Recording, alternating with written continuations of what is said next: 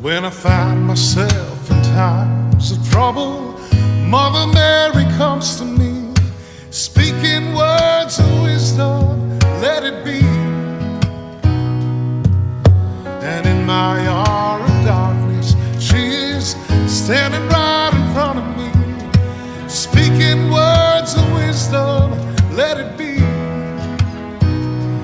Let it be.